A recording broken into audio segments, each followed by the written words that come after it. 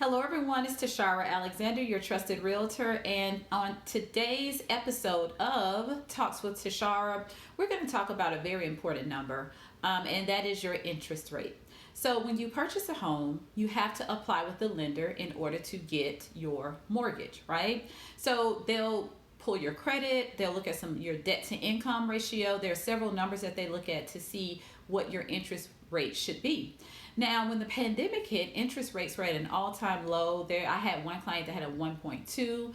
I had several clients in the 2.0 and up. Back then, 3.0 was actually considered very high when the pandemic hit, like I said, a year and a half ago. But now we're starting to notice, and this was the year that was projected for interest rates to increase, that they're moving into the fours. I think my last two clients had 4.1, I think, and one had a 4.2, in which we are anticipating that number will continue to increase.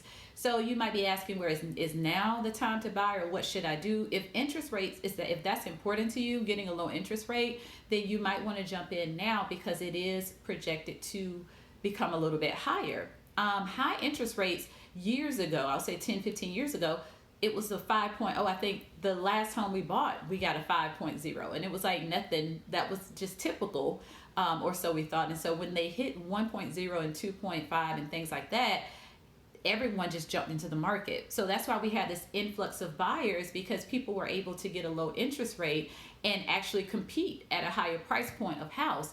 The higher the interest rate, the lower amount you can afford to spend on your home, okay? Because it's all about that monthly payment. So you want a low interest rate, so you're paying more towards your principal, because those numbers kind of come together in order for you to come up with your mortgage. So if a low interest rate, even though it's not as low as it was last year, it's probably still low for what it is going to be, especially when the summer and the fall hits. You're going to see those slow increases, maybe a point here, a point there. You're going to see those increases, and that is something to consider if you want to keep your mortgage payment low.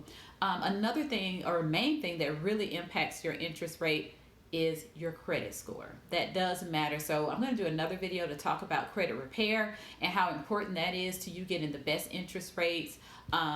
Things like that. Paying off debt, that's your debt to income ratio. Your debt, how much you owe, your income, how much you're bringing in. If you owe more than what you're bringing in, then the lenders see you as a threat.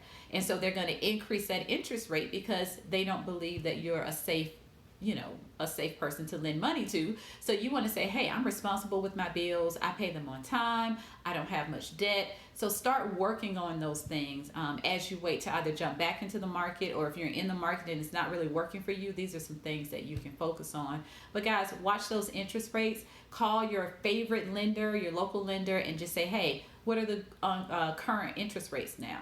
Okay, just to see what that number is, and kind of keep an eye on it so you can see if it's increasing, staying the same, and when it's the best time for you to jump into the market, guys. So it's Tesharra Alexander, your trusted realtor, and remember, I am here to serve you and real estate with integrity. Have a great rest of